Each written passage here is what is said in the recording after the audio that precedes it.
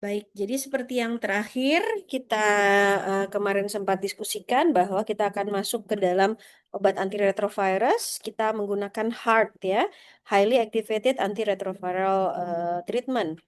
Nah, ada beberapa jenis dari HAART.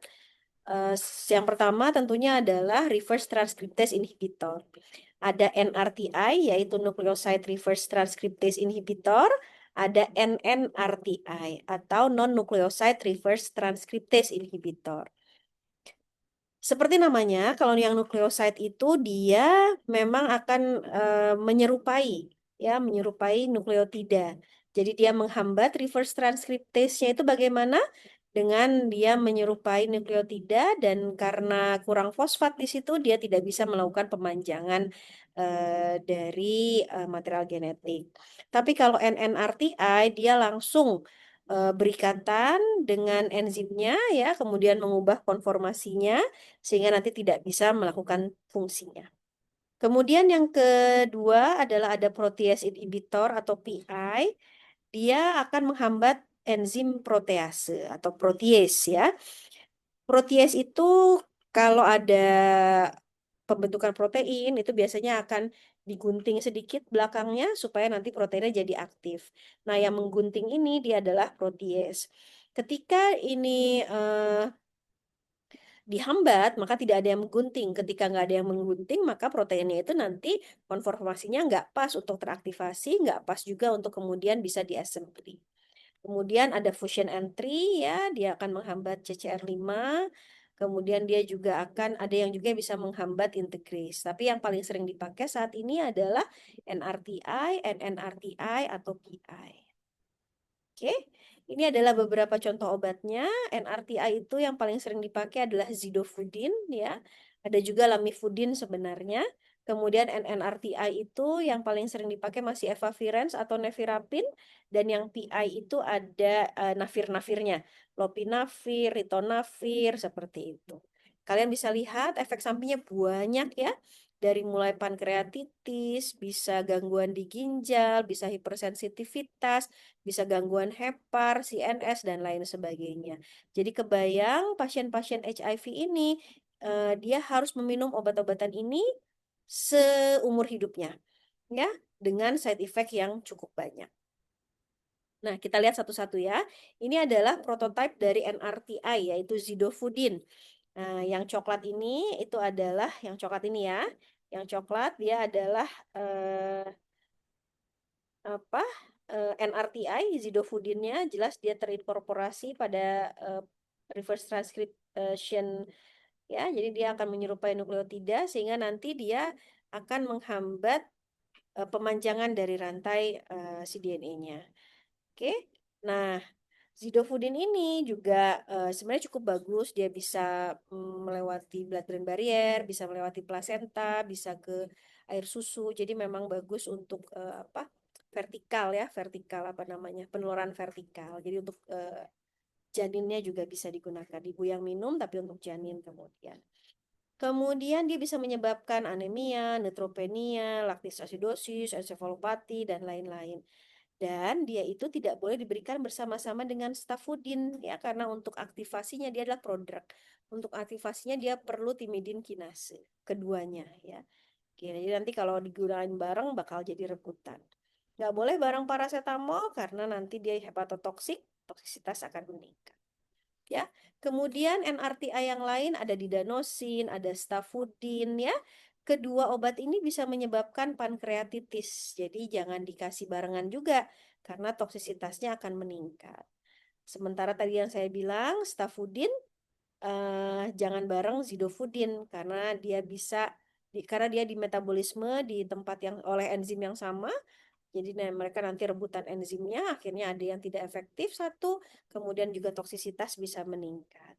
Oke.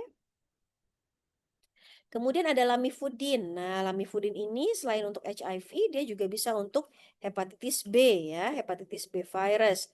Sebenarnya dia cukup bagus, dia juga cukup efektif sama seperti zidofudin. Lamivudin biasanya akan masuk ke hampir seluruh regimen terapi ya, terutama pada pasien-pasien HIV yang memang memiliki hepatitis B. Oke. Selain itu juga toksisitasnya nggak terlalu banyak, jadi lumayan. Ya. Nah, ini NNRTI seperti saya tadi bilang bahwa dia langsung berikatan di tempat ini tadi di apa? Di enzimnya sehingga nanti dia akan mengubah konformasinya akhirnya enzimnya menjadi tidak aktif ya. Contohnya adalah ada nevirapin, ada efavirenz ya.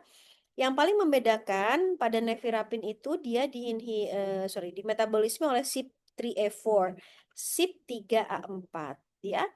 Nah, padahal rifampisin ini dia menginduksi aktivitas dari CYP3A4 ini. Sehingga hati-hati interaksi antara nevirapin dengan rifampisin. Ya, kalau dia diberikan bersama-sama, nevirapinnya jadi banyak yang tidak aktif. Sehingga pada pasien TBC, HIV dengan TBC, kita nggak ngasih nevirapin. Ya. Selain itu, nevirapin juga menyebabkan hepatotoksik. Kalau pada pasien TBC, pada kemudian ada gangguan hepar, biasa kita kasih efavirenz ya. Evapiren ini dia di metabolismenya oleh enzim yang berbeda, bukan CYP3A4, jadi dia nanti tidak ada interaksi dengan rifampisin, dia tidak juga menyebabkan hepatotoksik. Cuman evapirenz itu ada yang bilang bahwa dia harus hati-hati pada trimester pertama. Jadi ada yang bilang nggak boleh ya. Tapi kemudian ada satu studi menunjukkan bahwa sebenarnya aman-aman saja.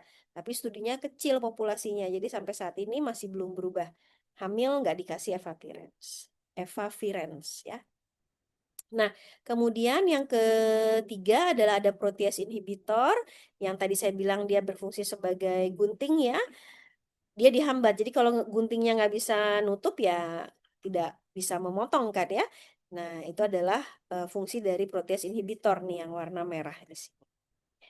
Contohnya lopinavir, ritonavir ya dia juga bisa berinteraksi dengan rifampisin. Jadi kalau pada pasien TBC biasanya kita nggak ngasih lopinavir, ritonavir. Dulu ini juga sempat diberikan untuk pasien COVID, tapi ternyata tidak terlalu efektif.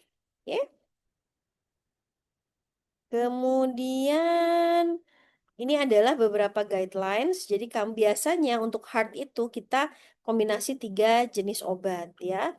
Dia memang cukup baik ya dalam menurunkan jumlah virus ya, kemudian dia juga menurunkan transmisi, tapi dia nggak bisa membunuh semuanya karena ada tadi seperti yang saya sudah sampaikan bahwa ada beberapa yang memang obat-obatan itu ya tidak bisa membunuh virus yang memang sudah terinkorporasi, tapi untuk mencegah menginfeksi sel yang lain itu masih bisa ya.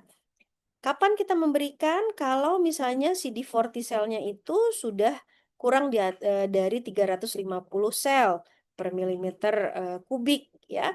Tapi kalau dia ternyata stadium klinisnya buruk, dia ada TBC, kemudian hamil misalnya ya, atau ada hepatitis, itu kita akan langsung treatment walaupun CD4 T-selnya bagus.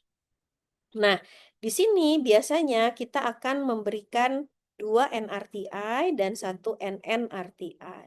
2 NRTI itu biasanya zidofudin dan lamivudin, ya. Atau zidofudinnya bisa kita ganti dengan tenofovir misalnya ya, atau dengan stafudin seperti itu, ya. Nah, eh kemudian NRRTI-nya kita pilih salah satu, entah itu nevirapin, entah itu efavirenz ya. Seperti yang tadi saya sudah sampaikan, apakah dia ada TB atau dia sedang hamil ya, kita perlu perhatikan. Nah, tapi pada beberapa pasien kita nggak bisa ngasih NNRTI. Misalnya pada ibu HIV dengan TBC ya. Kemudian pada ibu hamil ternyata ada TBC-nya juga, ada HIV-nya juga. Atau misalnya pasiennya udah HIV, TBC plus hepatitis. Itu kan susah ya. Jadi biasanya nanti kita akan memberikan 3 NRTI ya. Atau NRTI dengan protease inhibitor. Seperti itu. Nah, di sini ini adalah beberapa ARV yang tidak dianjurkan, termasuk ada antagonisme, ada toksisitas yang cukup besar ya, ada efeknya pada ibu hamil dan lain sebagainya. Oke. Oke, seperti itu saja. Terima kasih. Assalamualaikum warahmatullahi wabarakatuh.